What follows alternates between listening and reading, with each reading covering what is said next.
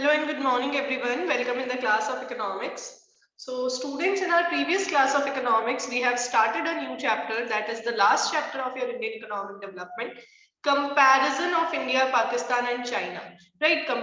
We need to compare the developmental path of all these three nations, and we need to compare how they worked after their independence. So in our previous class, we have discussed that India, Pakistan and China started their development together only. India and Pakistan started in 1947, whereas China started in 1949. Right. After that, we have discussed few more similarities, and today we have to go with the comparative study of India, Pakistan, and China on the basis of different indicators. The indicator number one is demographic indicator. Now, in this part, we will compare all the three nations according to the characteristics of population. The demographic indicators relates to the population, तो उससे relate करके हम कुछ points पढ़ेंगे.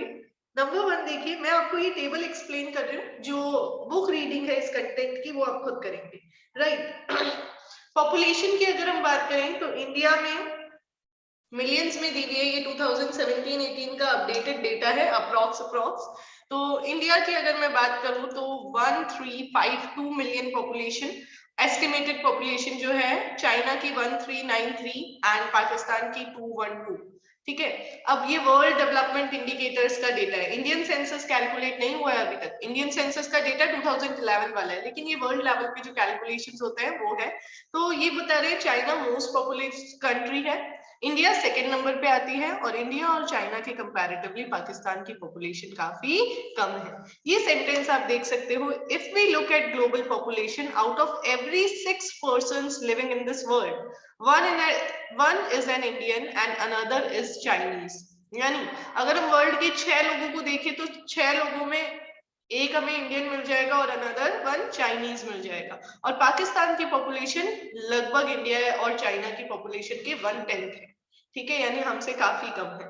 फिर growth rate of population की बात करें तो चाइना मोस्ट पॉपुलेटेड कंट्री तो है, लेकिन इसकी annual growth rate of population लगभग 0.5% है. 0.46 दिया हुआ है यहाँ पे, पीछे हमें राउंड ऑफ करके दिया हुआ था. इंडिया की 1.3% और पाकिस्तान की 2.05%. अब आपको लगेगा पीछे तो हमने 2.21% पढ़ा था, जहां हमने पाकिस्तान की पॉपुलेशन और ज्योग्राफी के बारे में पढ़ा. तो ये डेटा अलग अलग ऑर्गेनाइजेशंस ने कलेक्ट किया है. आप इस टेबल के अकॉर्डिंग लर्न कर सकते हैं. आप याद रख लेंगे कि ये वर्ल्ड डेवलपमेंट इंडिकेटर का डेटा है. ठीक है. और वैसे आपको ये सारी डिटेल्ड फिगर्स लर्न नहीं करनी होती है, क्योंकि टेबल आपको एग्जामिनेशन में मिलती है, आपको उसका एक्सप्लेनेशन देना आना चाहिए. अब चाइना में पॉपुलेशन की ग्रोथ रेट कम क्यों रही? क्योंकि इन्होंने एक पॉलिसी लॉन्च की थी, वन चाइल्ड पॉलिसी. ये पॉलिसी इंट्रोड्यूस की गई थी 1970s में to control the population growth, लेकिन इसके नेगेटिव इम्पैक्ट भी रहे, इसके एडवर्स इम्पैक्ट भी रहे. तो देखते हैं क्या एडवर्स इम्पैक्ट रहे. देखिए, पहले तो वन चाइल्ड पॉलिसी लॉन्च कब की गई? लेट 1970s में, यानी 1979 के अंदर, जब एक डिकेड चला टू चाइल्ड पॉलिसी का. उसके बाद क्यों? क्योंकि ग्रोथ रेट को कंट्रोल करना जरूरी था, पॉपुलेशन की ग्रोथ रेट को. बट हुआ क्या?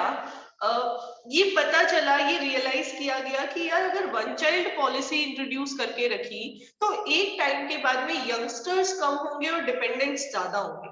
आप सोचिए, अगर वन चाइल्ड पॉलिसी 2 डिकेड्स या 3 डिकेड्स तक रहती है तो क्या होगा? एक ड्यूरेशन ऐसा आएगा जब हमारी पॉपुलेशन में यंगस्टर्स तो रहेंगे कम, और ओल्ड एज पीपल उनसे जस्ट डबल हो जाएंगे. तो ऐसे में हमारी इकोनॉमी को रन करना मुश्किल हो सकता है. ऐसा चाइनीज गवर्नमेंट ने रियलाइज किया, तो उन्होंने मॉडिफिकेशन करके 1980s के मिड में रूरल पेरेंट्स को कहा कि अगर फर्स्ट चाइल्ड डॉटर है तो आप 2 चाइल्ड भी कर सकते हैं. यानी ये भी गवर्नमेंट डिसाइड करेगी. क्यों? क्योंकि पॉपुलेशन रेट बहुत ज्यादा हाई थी. ठीक है. तो अगर फर्स्ट चाइल्ड डॉटर थी, क्योंकि वही बात की फ्यूचर में फैमिली रन करने के लिए और कंट्री रन करने के लिए ऐसा माना जाता था कि मेल्स की रिक्वायरमेंट है. राइट. फिर वन चाइल्ड पॉलिसी 35 इयर्स तक ओवरऑल रही, और बाद में गवर्नमेंट ने रिवर्सल कर दिया 2 चाइल्ड लिमिट का. ठीक है. और ये जो मॉडिफिकेशन किया था ना मिड में, 80s के मिड में ये किया गया था सिर्फ कब, जब आपकी फर्स्ट चाइल्ड डॉटर है तभी सेकेंड चाइल्ड अलाउड था, अदरवाइज नहीं। ठीक है, फिर देखिए चाइना ने अब ये कह दिया कि ऑल मैरिड कपल्स जो है वो 3 चिल्ड्रन प्लान कर सकते हैं। रीजन क्या है कि कंट्री की बर्थ रेट डिक्लाइन हो गई है, उसको कंट्रोल करना भी जरूरी है, अदरवाइज फ्यूचर में कंट्री को रन करने के लिए आपके पास यंगस्टर्स नहीं होंगे। तो अच्छे से इसको समझ लेना है। वैसे ये वन चाइल्ड पॉलिसी के बारे में आपने पढ़ रखा है, राइट। आगे देखिए, डेंसिटी ऑफ पॉपुलेशन। डेंसिटी क्या है? पर स्क्वायर किलोमीटर कितने लोग रह रहे हैं। ठीक है, तो चाइना थर्ड लार्जेस्ट कंट्री है वर्ल्ड की, और पॉपुलेशन की ग्रोथ रेट भी कम है इंडिया और पाकिस्तान के कंपैरेटिवली। तो चाइना की डेंसिटी बहुत लोएस्ट है। डेंसिटी जितनी कम है उतना बढ़िया, यानी लोगों को रहने के लिए ज्यादा एरिया मिल रहा है। तो पर स्क्वायर किलोमीटर में चाइना में 148 पर्सन्स रह रहे हैं। लेकिन वहीं हम बात करें इंडिया और पाकिस्तान की, तो इंडिया में तो ये डेंसिटी बहुत हाई है, पर स्क्वायर किलोमीटर 455 पर्सन्स रह रहे हैं, और पाकिस्तान में 275 पर्सन्स रह रहे हैं। तो ये डेंसिटी के बारे में हमने कहां से, यहीं से सिंपल रीड करके एक्सप्लेन कर दिया है, और फिर रीजन बता दिया। हर पॉइंट के बाद हमने रीजन जरूर दिया है। जैसे एग्जामिनेशन में 6 मार्क्स में आया, अब आपने 6 मार्क्स में सिर्फ ये ऐसे लिख दिया, India has an estimated population of 1352 million and China is having a population of 1393 million and Pakistan has a low population which is 212 million। तो आपको मार्क्स नहीं मिलेंगे। साथ में मेंशन करेंगे कि चाइना मोस्ट पॉपुलेटेड कंट्री है, India second most populated country है। Then annual growth rate of population, आपने सिर्फ ये डेटा प्रेजेंट कर दिए तो मार्क्स नहीं मिलेंगे, आपको बताना पड़ेगा कि चाइना की कम है तो क्यों है। ऐसा ही डेंसिटी, डेटा प्रेजेंट करने के बाद एटलीस्ट आप एक नेशन की डेटा के बारे में प्रेजेंट करेंगे, बताएंगे कि ऐसा क्यों है, क्यों चाइना में डेंसिटी ऑफ पॉपुलेशन कम है, क्योंकि ज्योग्राफिकल एरिया इनके पास काफी ज्यादा है। फिर हम बात करते हैं सेक्स रेशियो की, यानी पर 1000 मेल चाइल्ड कितनी फीमेल्स हैं। तो ये भी देखिए, एक्सप्लेन किया हुआ है पहले। 924 इन इंडिया, चाइना और पाकिस्तान में 949 और 943, तीनों में ही कम है। क्यों? क्योंकि ये शो कर रहे हैं कि मेल चाइल्ड की जो प्रेफरेंस है वो ज्यादा होती है ना, सन की प्रेफरेंस ज्यादा होती है। लेकिन रीसेंट टाइम में ये सिचुएशन इंप्रूव हो गई है, इंडिया में तो इंप्रूवमेंट आ गया है। अब मेल्स और फीमेल्स का रेशियो प्रॉपर हो गया है, सेक्स रेशियो हमने मेंटेन कर लिया है। ठीक है, फिर आगे देखिए फर्टिलिटी रेट। फर्टिलिटी रेट यानी एक वुमेन अपनी रिप्रोडक्टिव एज में कितने बेबीज को बर्थ दे रही है। तो चाइना में ये फर्टिलिटी रेट कम हो गई थी क्योंकि वन चाइल्ड पॉलिसी इंट्रोड्यूस कर दी गई थी। ठीक है, तो और इंडिया और पाकिस्तान की देखें तो ये फर्टिलिटी रेट हाई है, पाकिस्तान में तो बहुत हाई है। तो आप देख लीजिए क्या लिखा हुआ है, पहले फर्टिलिटी रेट का मीनिंग बताया हुआ है, फिर वन चाइल्ड पॉलिसी के इंट्रोडक्शन की वजह से चाइना में ये 3 बर्ड्स पर वुमेन से फॉल होके अप्रोक्सीमेटली 1.7 बर्ड्स पे आ गई। अब 1.7 बर्थ हो सकता है क्या? बिल्कुल नहीं, या तो 1 होगा या 2 होगा, बट ये तो डेटा एवरेज निकला हुआ है, इसलिए 1.7 बर्थ, ठीक है, पर वुमेन ऑन एन एवरेज। फिर देखिए फर्टिलिटी रेट पाकिस्तान में हाईएस्ट 3.6 बर्ड्स पर वुमेन, यानी 3 to 4 बर्ड्स, ये समझ लीजिए आप। और इंडिया में 2 to 3 बर्ड्स, 2.2 बर्थ पर वुमेन। अर्बनाइजेशन चाइना में हाईएस्ट 59%, इंडिया और पाकिस्तान में 34 और 37%। ठीक है, ये हमने डेमोग्राफिक इंडिकेटर समझ लिए हैं। अब आपको कैसे पूछ सकते हैं क्वेश्चन? 2 तरीके से।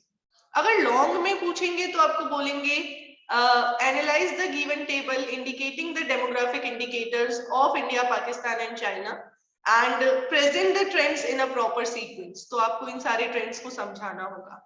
अगर आपको डेटा नहीं देते हैं तो क्वेश्चन हार्डली 3 मार्क्स में आएगा।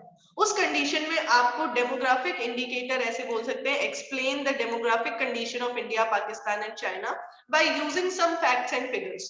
तो आप 2-3 फैक्ट लर्न कर सकते हैं, जैसे मैंने फर्टिलिटी रेट लर्न कर ली, annual growth rate of population learn कर ली, ठीक है, और एस्टिमेटेड पॉपुलेशन लर्न कर ली। बस, अगर आपको फैक्ट और फिगर में पूछ लिया तो आप 2 फैक्ट बता दीजिए, बाकी के पॉइंट्स जो आपने समझे हुए हैं केवल आप उनको प्रेजेंट कर दीजिए, आपको आराम से मार्क्स मिल जाएंगे। चलिए आगे बढ़ते हैं। ग्रोथ इंडिकेटर, ये टेबल आपको लर्न करनी है। टेबल नंबर 10.2, ये डेटा आपको लर्न होना चाहिए। जीडीपी की ग्रोथ रेट की बात कर रहे हैं कि अगर हम देखें ग्रोथ रेट क्या रही इकोनॉमी में, तो आप जब भी अपनी इकोनॉमी का डेवलपमेंट मेजर करते हैं तो उसके लिए आपको ग्रोथ रेट देखनी होती है। तो इंडिया, पाकिस्तान और चाइना तीनों की ग्रोथ रेट मेजर की गई है। Basically GDP purchasing power parity के फॉर्म में मेजर किया जाता है, परचेजिंग पावर पैरिटी, ठीक है। ये जीडीपी एस्टिमेशन का एक पैटर्न है जिसमें आप गुड्स और सर्विसेज की वैल्यू देखते हैं, प्लस आपकी इकोनॉमी में जो इनकम जनरेट हो रही है वो इनकम कितने गुड्स और सर्विसेज खरीद सकती है वो देखते हैं। अब देखिए, हमें 1980 टू 1990 का और 2015 से 2017 तक की जीडीपी ग्रोथ रेट दी हुई है। इंडिया 5.7% से ग्रो कर रही थी जीडीपी उस डिकेड में, और अभी 7.3% से ग्रो की 15 से 17 में। चाइना सिंगल कंट्री ऐसी थी जिसकी ग्रोथ रेट डबल डिजिट थी 1980 टू 1990 में। हम जो कंपैरिजन कर रहे हैं उन तीनों नेशन से, तो 10.3 की ग्रोथ रेट थी, लेकिन ये डिक्लाइन हुई है। और पाकिस्तान की भी जीडीपी ग्रोथ रेट डिक्लाइन हुई है। तो यहाँ अगर हम देखें तो हमें पता चलेगा इंडिया का एक पॉजिटिव साइन है, क्योंकि हमारी ग्रोथ रेट डिक्रीज नहीं हुई है, इंक्रीज हुई है भले ही कम, लेकिन इंक्रीज हुई है। और अभी तो तीनों में सबसे ज्यादा हाईएस्ट 2015 टू 17 में इंडिया की जीडीपी ग्रोथ रेट रही है, ठीक है। और अब कोविड के बाद भी हमने ग्रोथ रेट को बहुत पॉजिटिव रखा है। कोविड वाले टाइम एक बार जरूर दिक्कत आई थी, लेकिन अब वापस से हमारे नेशन की जो जीडीपी ग्रोथ रेट है वो इंक्रीज होनी स्टार्ट हो गई है। हमारी जो जीडीपी है वो बहुत पॉजिटिव तरीके से इंक्रीज हो रही है। तो ये हमारे नेशन के लिए एक पॉजिटिव बात है जो आपको पता होनी चाहिए और जो आपको प्रेजेंट करनी आनी चाहिए। चलिए अब नेक्स्ट देखिए, इसी के साथ में हमें बात करनी है, ऊपर कुछ डेटास दिए हुए हैं जीडीपी से रिलेटेड। तो देखिए, GDP growth rate is considered as the single most important indicator of an economy during the period. China, with second largest GDP in the world as measured by purchasing power parity, is estimated to be $22.5 trillion. China की GDP बता रखा है। India's GDP according to purchasing power parity is $9.3 trillion, which is about 41% of China's GDP. यानी हम China की GDP से आधा भी नहीं बना पा रहे थे गुड्स और सर्विसेज, राइट, 41% ओनली। जबकि पॉपुलेशन में कोई बहुत ज्यादा डिफरेंस नहीं है अगर हम इंडिया और चाइना का कंपैरिजन करें तो। फिर पाकिस्तान की जीडीपी केवल 0.94 ट्रिलियन, जो इंडिया की जीडीपी का भी केवल 11% था। तो आप देख सकते हैं कि ये जो नीचे दी हुई है ये जीडीपी की ग्रोथ रेट है, और जो अभी हम पढ़ रहे हैं वो ओवरऑल जीडीपी है, ठीक है। So when many developed countries were finding it difficult to maintain a growth rate of even 5%, China was able to maintain near double-digit growth rate for more than 2 decades. ये कह रहे हैं जब बाकी के nations 5% तक भी जीडीपी ग्रोथ नहीं कर पा रहे थे, उस टाइम पे भी China more than double growth कर रही थी जीडीपी की, ठीक है। ये रेट बता रहा है कि जीडीपी की ग्रोथ कितनी हो रही है। फिर यहाँ पे ये ड्यूरिंग 80s 90s वाला एक्सप्लेन किया हुआ है, आपको बस ये एक्सप्लेनेशन समझने और इनको लिखना आना चाहिए। पाकिस्तान में ये डिक्लाइन क्यों होती है, मैंने आपको कल भी बताया था, आपको ये याद रखना है। पॉलिटिकल इंस्टेबिलिटी पाकिस्तान की एक बड़ी प्रॉब्लम, ठीक है। फिर परचेजिंग पावर पैरिटी बता रखा है कि अलग अलग कंट्रीज में कितने गुड्स और सर्विसेज परचेज किए जा सकते हैं विद द गिवन जीडीपी, वो परचेजिंग पावर पैरिटी मेजर है। अब सेक्टरल कंट्रीब्यूशन गिवन है इंडिया, पाकिस्तान और चाइना में। Again you need not to learn any data, आपको केवल समझना है, ठीक है। आपको केवल अंडरस्टैंडिंग बिठानी है और उसको प्रेजेंट करना आना चाहिए। तो देखिए, एग्रीकल्चर, इंडस्ट्री और सर्विस सेक्टर की बात कर रहे हैं इंडिया, पाकिस्तान और चाइना में, और जीडीपी में कंट्रीब्यूशन भी बता रखा है, यहाँ पे जीवीए लिखा हुआ है, यानी ग्रॉस वैल्यू एडेड। बात एक ही है, हमने पढ़ रखा है नेशनल इनकम में, राइट। और फिर बता रखा है कितनी वर्कफोर्स कौन से सेक्टर पे डिपेंड है। तो इंडिया में देखिए, एग्रीकल्चर, इंडस्ट्री और सर्विस सेक्टर का कंट्रीब्यूशन ग्रॉस वैल्यू एडेड में कुछ इस तरीके से है। एग्रीकल्चर जीडीपी में 16% कंट्रीब्यूट कर रहा है, इंडस्ट्रियल सेक्टर 30% और service sector highest more than 50%। ये हमने पढ़ा है पहले भी, राइट। और चाइना की बात करें तो एग्रीकल्चर 7%, इंडस्ट्रियल सेक्टर का एक अच्छा पोर्शन है और सर्विस सेक्टर 52%। पाकिस्तान में अभी भी एग्रीकल्चर का कंट्रीब्यूशन ज्यादा है। वैसे तो सर्विस सेक्टर का तीनों नेशन में ज्यादा रहना ही है, क्योंकि सर्विसेज एग्रीकल्चर और इंडस्ट्री दोनों में रिक्वायर्ड होती है, राइट। बट ओवरऑल अगर हम देखें तो यहाँ एक वीक पॉइंट दिख रहा है कि इंडस्ट्रियल सेक्टर उतना ग्रो नहीं किया जितना ग्रो करना चाहिए। फिर percentage of population depending on different sectors, agriculture GDP में तो केवल 16% कंट्रीब्यूशन दे रहा है, लेकिन अभी भी हमारी अप्रोक्स 50% हम कहते हैं, बट 43% पॉपुलेशन किस पे डिपेंड है, एग्रीकल्चर पे डिपेंड है, ठीक है, क्यों? क्योंकि एग्रीकल्चर में डिस्गाइज्ड अनएम्प्लॉयमेंट होता है, प्लस लेबर ज्यादा चाहिए होते हैं। आप चाइना और पाकिस्तान को भी कंपेयर कर लीजिए भले ही, एग्रीकल्चर का कंट्रीब्यूशन जहां चाइना में 7% है, वहीं 26% ऑफ वर्कफोर्स एग्रीकल्चर पे डिपेंड है। पाकिस्तान का कंट्रीब्यूशन 24% है जीडीपी में पाकिस्तान के एग्रीकल्चरल सेक्टर का, लेकिन 41% पॉपुलेशन उस पर डिपेंड है। ये सर्विस सेक्टर में रिवर्स हो जाता है, जितना जीडीपी में कंट्रीब्यूशन हो रहा है उससे कम वर्कफोर्स उस पर डिपेंड है। क्यों? क्योंकि एक बंदा ट्रक चला रहा है तो वो कितनी सर्विसेज प्रोवाइड कर देता है ना, कितने लोगों को सर्विसेज प्रोवाइड कर देते हैं, तो आप वो एनालाइज और ऑब्जर्व कर सकते हैं। इंडस्ट्री में भी नंबर ऑफ वर्कर्स कम और कंपैरेटिव कंट्रीब्यूशन इन जीडीपी थोड़ा सा हाई। तो ये बता रखा है, इसमें कुछ एडिशनल पॉइंट्स दिए हुए हैं, देखिए। Due to topographic and climatic condition, the area suitable for cultivation is just 10% of total land area. अब ये additional information है जो आप पढ़ेंगे तब आपको समझ में आएगी कि केवल 10% of total land area कैसा है, cultivation के लिए suitable है। The total cultivable area in China accounts for 40% of cultivable area in India. India में जितना कल्टीवेबल एरिया है उसके कंपैरेटिवली चाइना में केवल 40% है, यानी हमारे नेशन के पास जितना है उसका केवल 40% एरिया चाइना का ऐसा है जहां कल्टीवेशन हो सकता है। फिर till 1980 more than 80% of its population was dependent on farming as their sole source of livelihood. लगभग 80% पॉपुलेशन सिर्फ फार्मिंग पे डिपेंड थी। पहले एग्रेरियन इकोनॉमीज ही हुआ करती थी, लेकिन फिर धीरे धीरे गवर्नमेंट ने ऐसे कोशिश की, ऐसे एफर्ट्स किए, ऐसी पॉलिसीज इंट्रोड्यूस की जिससे इंडस्ट्रियलाइजेशन हो। ठीक है, तो एग्रीकल्चर का कंट्रीब्यूशन भी चेंज हुआ और वर्क फोर्स भी इस पे डिपेंड होने वाली थोड़ी सी चेंज हो गई। तो वो चीज यहाँ पे बताई गई है। इंडिया और पाकिस्तान का भी शॉर्ट में एक्सप्लेन किया हुआ है, केवल एग्रीकल्चरल सेक्टर, फिर इंडस्ट्रियल सेक्टर और टर्शरी सेक्टर। वही जो ऊपर हमने अभी डिटेल्स देखी है टेबल में, उनको यहाँ पे एक्सप्लेन किया हुआ है, कुछ पॉइंट्स एडिशनल लिखे हुए हैं, तो ये आपको रीड करना है अच्छे से। ठीक है, इसकी रीडिंग के बाद आप आ जाइए। कंक्लूसिवली आपको ऐसा कुछ भी नहीं बताना है कि क्या क्या आउटपुट की ग्रोथ रेट रही। No, these are not a part of your syllabus. आपको जो अभी बताया गया है केवल आप उस टेबल का एनालिसिस समझ लीजिएगा। ह्यूमन डेवलपमेंट इंडिकेटर्स पढ़ने, ये वाला इंपॉर्टेंट पोर्शन है।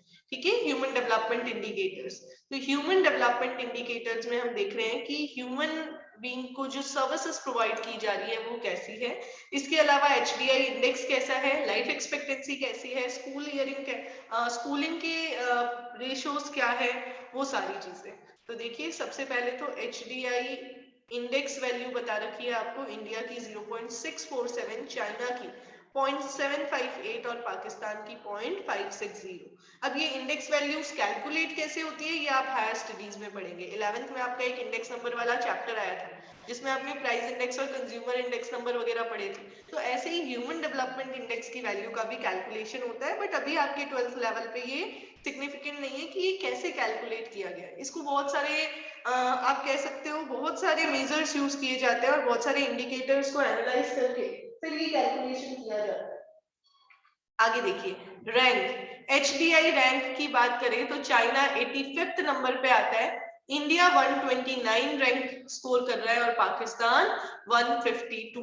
तो ये एचडीआई रैंक आपको बता रखी है, ये पूरा वर्ल्ड लेवल पे कैलकुलेट होती है। ठीक है, ह्यूमन डेवलपमेंट इंडेक्स की रैंक।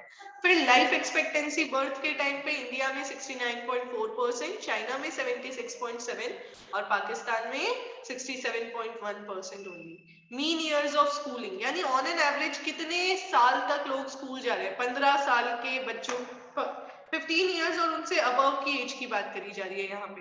तो इंडिया में 6.5 mean years, average years of schooling, और चाइना में 7.9 और पाकिस्तान में 5.2। हायर द बेटर होता है, जितना ज्यादा पढ़ाई पे टाइम दिया जाएगा उतना ही बेनिफिट होगा, तो उसके बारे में यहाँ पे बात कर रहे हैं। फिर आगे देखिए,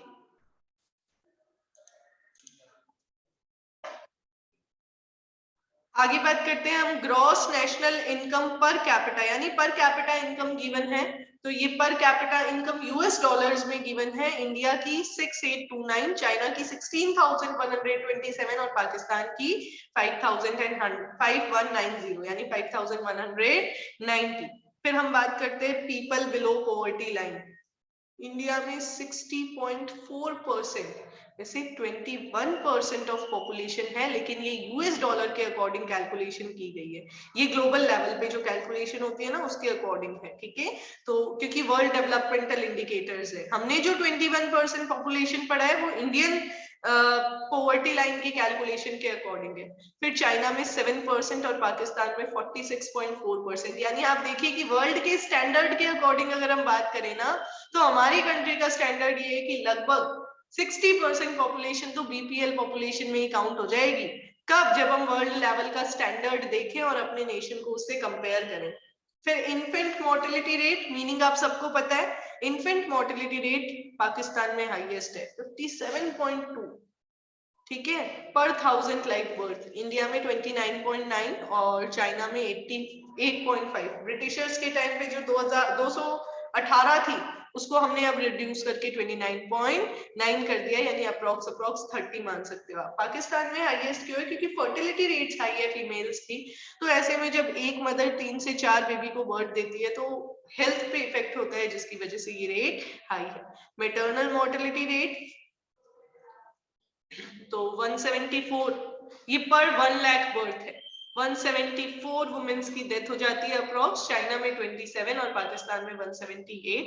फिर population using at least basic sanitation, ये भी इंडिया में 60%, पाकिस्तान में 60%, चाइना में लगभग 75% बेसिक सैनिटेशन फैसिलिटीज जो अवेलेबल है। और ड्रिंकिंग वाटर सोर्स की बात करें तो इंडिया में 93%, चाइना में 96% और पाकिस्तान में 91%। फिर percentage of under nourish children दिए हुए हैं।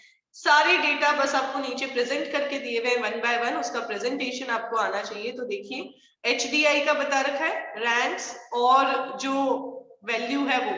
फिर लाइफ एक्सपेक्टेंसी, पहले मीनिंग बता दिया लाइफ एक्सपेक्टेंसी होता क्या है, और फिर बता दिया है कि लाइफ एक्सपेक्टेंसी कहाँ लॉन्गर है। चाइना में हाईएस्ट है इंडिया और पाकिस्तान के कंपैरेटिवली। यहाँ पे आपको सिर्फ टेबल को एक्सप्लेन करना है। Mean years of schooling China में हाईएस्ट है तो वो बता दिया, फिर followed by India and Pakistan बता दिया। ग्रॉस नेशनल इनकम बता दिया और फिर बता दिया कि ज्यादा है तो बेटर है। पीपल बिलो पॉवर्टी लाइन बता दिया और बता दिया कि ये वर्ल्ड लेवल पे है और इंडिया में लार्जेस्ट नंबर ऑफ पुअर है अमंग द 3 नेशन। ये आपको ध्यान रखना है, क्योंकि पॉपुलेशन के अकॉर्डिंग अगर हम देखें तो नंबर ऑफ पुअर हमारे नेशन में ज्यादा होंगे। फिर इन्फेंट मोर्टेलिटी रेट बता रहे हैं क्यों पाकिस्तान में ज्यादा है, क्योंकि अनहाइजीनिक और इनसैनिटरी एनवायरनमेंट में वहां पे बर्थ्स हो रहे हैं। फिर मेटर्नल मोर्टेलिटी रेट, ये सारी चीजें बस वही चीजें हैं जो यहाँ पे वापस से एक्सप्लेन करके दी हुई है और कुछ नहीं है। आगे आ जाइए। लिबर्टी इंडिकेटर्स, ह्यूमन, ये बॉक्स में करवा रही हूँ, आपको सारे बॉक्स नहीं करवाए गए हैं। ये लिबर्टी इंडिकेटर जरूर आपको आना चाहिए। ये कह रहे हैं कि ह्यूमन डेवलपमेंट इंडिकेटर्स तो इंपॉर्टेंट है लेकिन सफिशिएंट नहीं है। अगर लोगों के पास ये सारी चीजें बहुत बेटर तरीके से अवेलेबल हो लेकिन लिबर्टी नहीं है तो भी नहीं चलेगा। तो लिबर्टी इंडिकेट करती है आपकी सोशल और पॉलिटिकल डिसीजन मेकिंग फ्रीडम को। कॉन्स्टिट्यूशनल प्रोटेक्शन राइट्स आपके पास कितने हैं? आपने पढ़े थे ना बचपन में, right to speak, right to education, ये सारे राइट्स की यहाँ पे बात हो रही है, ठीक है। तो आपको कितना फ्रीडम है, इंडिपेंडेंसी कितनी है, लिबर्टी कितनी है, ये सारी चीजें लिबर्टी इंडिकेटर के अंदर आती है और इसको भी कैलकुलेट करना चाहिए HDI इंडिकेटर्स पढ़ने के लिए। अभी बस आपको लिबर्टी इंडिकेटर होता क्या है ये पता होना चाहिए। और क्या ये जरूरी है HDI के इंडेक्स में आना? बिल्कुल जरूरी है, अभी तक आता नहीं है बट हमें इसको इंक्लूड करना चाहिए क्योंकि ये शो करेगा लिबर्टी के साथ आपके नेशन के लोगों की पार्टिसिपेशन रेट्स को।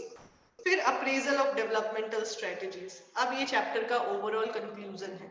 चैप्टर का ओवरऑल कंक्लूजन जो आपको बताएगा कि अगर हम बात करें इंडिया, पाकिस्तान और चाइना की तो कैसे कैसे उन्होंने क्या क्या काम किया। तो देखिए सबसे पहले ये कह रहे हैं कि आपकी डेवलपमेंटल स्टोरी जो है वो किसी और के लिए एक अच्छा लेसन हो सकता है। लोग आपकी सक्सेस से और आपके फेलियर से सीख सकते हैं कि उनको कैसे काम करना है ना। तो हमें पता होना चाहिए कि भाई हाँ, आपके नेशन ने ये किया, आपके नेशन ने रिफॉर्म इंट्रोड्यूस किए या अलग अलग एफर्ट्स, तो वो सारी चीजें आपके नेशन को किस तरीके से चला रही है, ताकि दूसरे नेशंस के लिए जब प्लान्स बनाए जाएं तो इसको चेक किया जा सके। हमने बिजनेस स्टडीज में पढ़ा है कि जब हम कंट्रोलिंग करते हैं तो हम दूसरों की फीडबैक रिपोर्ट भी चेक करते हैं, तो वो सेम चीज यहाँ पे। तो चाइना की बात करें तो चाइना में रिफॉर्म्स को इंट्रोड्यूस करने का कोई कंपल्शन नहीं था, जैसे कि इंडिया के ऊपर वर्ल्ड बैंक का कंपल्शन था ना, वैसे ही पाकिस्तान के ऊपर भी कंपल्शन था। इंडिया के ऊपर आपको याद हो एलपीजी वाले चैप्टर में हमने पढ़ा था, हम जब लोन लेने गए तो हमें वर्ल्ड बैंक और आईएमएफ ने कहा how will you repay the loan, तो हमारे पास कोई जवाब नहीं था, तो उन्होंने हमें कहा you need to modify your economic policies and you need to open up your economy. But China के ऊपर ऐसा कोई भी प्रेशर नहीं था, उन्होंने अपनी इच्छा से ही रिफॉर्म्स इंट्रोड्यूस किए। ठीक है, कुछ छोटी छोटी एडवर्स कंडीशंस हुई थी विद इन द नेशन, जिसकी वजह से उनको लगा कि अब हमें इकोनॉमिक रिफॉर्म इंट्रोड्यूस कर देने चाहिए, बट किसी और की तरफ से कोई प्रेशर क्रिएट नहीं हुआ था। ये आपको फर्स्ट पैराग्राफ में बता रखे। फिर प्री रिफॉर्म पीरियड और पोस्ट रिफॉर्म पीरियड की बात हो रही है। Pre-reform period में there had been massive extension of basic health services in rural areas. Through commune system, there was more equitable distribution of food grains, and despite extensive land reforms, collectivization, the great leap forward, and other initiative, the per capita grain output in 1978 was the same as it was in the middle of 1950. क्या कह रहे हैं ये कि although बहुत सारी चीजें की गई, लेकिन आपने पढ़ा था ना ड्रॉट से डेथ हो गई थी बहुत सारे लोगों की, जीएलएफ कैंपेन को ये प्रॉब्लम सफर करनी पड़ी थी, तो एग्रीकल्चरल आउटपुट नहीं बढ़ पा रहा था। इस वजह से उन्होंने रिफॉर्म्स इंट्रोड्यूस कर दिया। 1978 में गवर्नमेंट सेटिस्फाइड नहीं थी क्योंकि इकोनॉमी बहुत स्लो चल रही थी, मॉडर्नाइजेशन इतना नहीं हो पाया था माओ के रूल में, तो उनको ये लगा कि माओ का विजन सही नहीं है, इसलिए उन्होंने रिफॉर्म्स इंट्रोड्यूस की। रिफॉर्म में क्या किया, पहले तो ये बोल रहे हैं हर रिफॉर्म को पहले तो एक्सपेरिमेंट बेसिस पे बहुत छोटे लेवल पे इंट्रोड्यूस किया गया और फिर बाद में उसको एक्सटेंड किया मैसिव स्केल पे। फिर रिफॉर्म्स में एग्रीकल्चर में आपको बताया ही था, लैंड को छोटे छोटे प्लॉट्स में डिस्ट्रीब्यूट किया और लोगों को कहा कि ओनरशिप नहीं है बट आप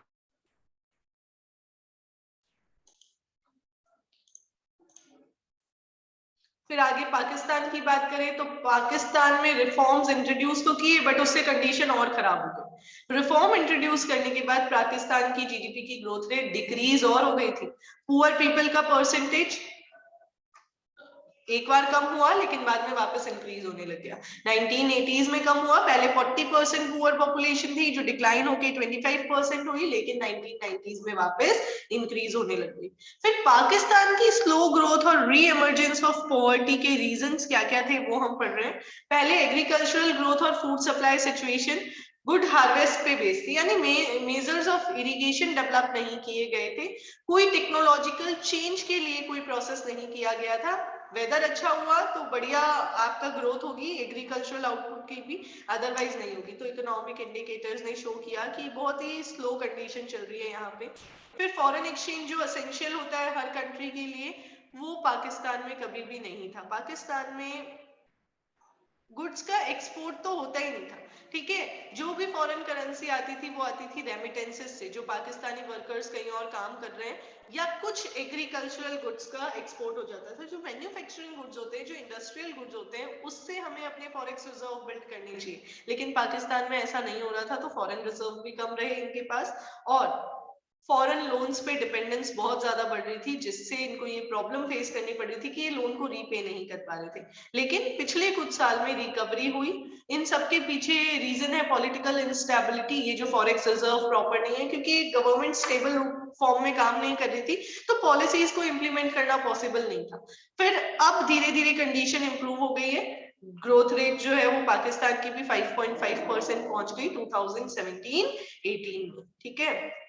तो अब स्टेबिलिटी और पॉजिटिव ट्रेंड्स पाकिस्तान की इकोनॉमी शो करने लगी है।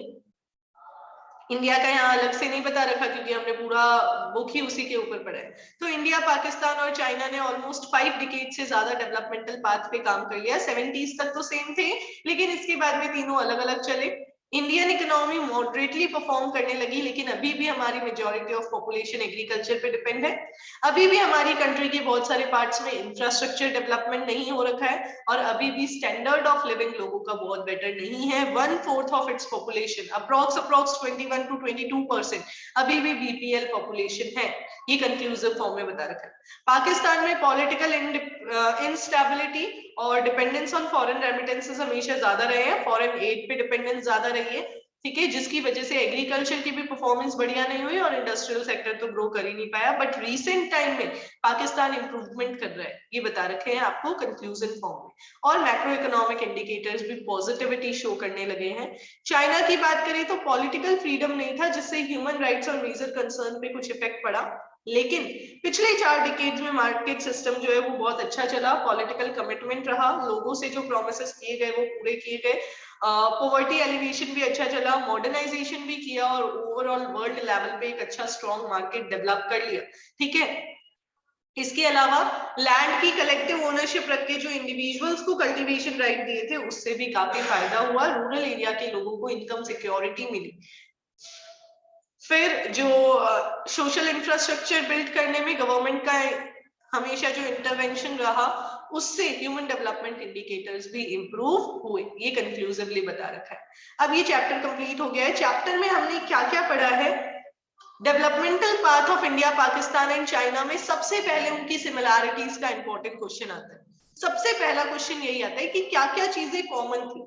फिर आपका जो सबसे खास है वो है चाइना की इकोनॉमी के बारे में कुछ चीजें, जो GLF कैंपेन लॉन्च किया था वो, great political and cultural revolution, dual pricing policy, reforms in China और जो स्पेशल इकोनॉमिक जोन डिक्लेयर किए गए थे उसके बारे में। पाकिस्तान की इकोनॉमी के बारे में शॉर्ट क्वेश्चन आ सकता है 4 मार्क में। उसके बाद में कंपैरिजन में डेमोग्राफिक इंडिकेटर्स और ग्रोथ इंडिकेटर्स, ये 2 सबसे ज्यादा इंपॉर्टेंट है। इन 2 पे आपको बहुत ज्यादा फोकस करना है। और फिर आ जाएगा सीधा ह्यूमन डेवलपमेंट इंडिकेटर्स, जिसकी टेबल लर्न नहीं करनी है, बस आपको लर्न करना है कि कैसे ये शो करती है अलग अलग डिटेल्स। ठीक है, तो ये छोटा सा चैप्टर हमने कवर अप कर लिया है। अब हमें मैक्रो का चैप्टर करना है। ये कुछ डेट्स है जो आपको लर्न कर लेनी है।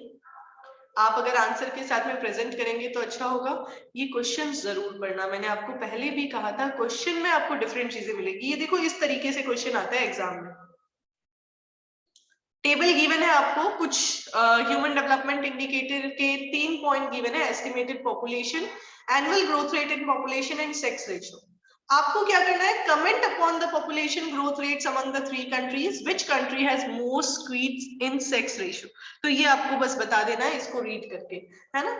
फिर बात करते हैं हम और कुछ क्वेश्चंस की। तो ये देखिए,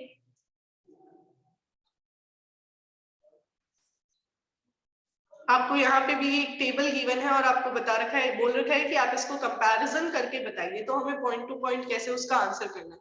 ये एक डिफरेंट क्वेश्चन है, ऐसा आ सकता है। मैंने आपको जैसे पीछे बताया था डेमोग्राफिक इंडिकेटर का 3 नंबर में क्वेश्चन आ सकता है, compare India Pakistan and China on the basis of their demography. अब इसमें आपको खुद कुछ डेटा लिखने होंगे, थोड़ी सी डेटाज आप लर्न कर लीजिएंगे 2-3 चीजों से रिलेटेड, जैसे सेक्स रेशियो का लर्न कर लिया मैंने, पॉपुलेशन लर्न कर लिया और उसको प्रेजेंट कर दिया यहाँ पे। फिर एनसीईआरटी क्वेश्चंस में क्वेश्चन नंबर 1 और क्वेश्चन नंबर 2 एकदम डिफरेंट है, पढ़ के देखना। क्यों रीजनल और इकोनॉमिक ग्रुपिंग्स फॉर्म की जाती है, तो चैप्टर के अंदर नहीं बताया है कि क्यों फॉर्म की जाती है, चैप्टर में तो सिर्फ ये बताया है ग्रुपिंग होती क्या है। तो आप ये आंसर रीड करके देखेंगे।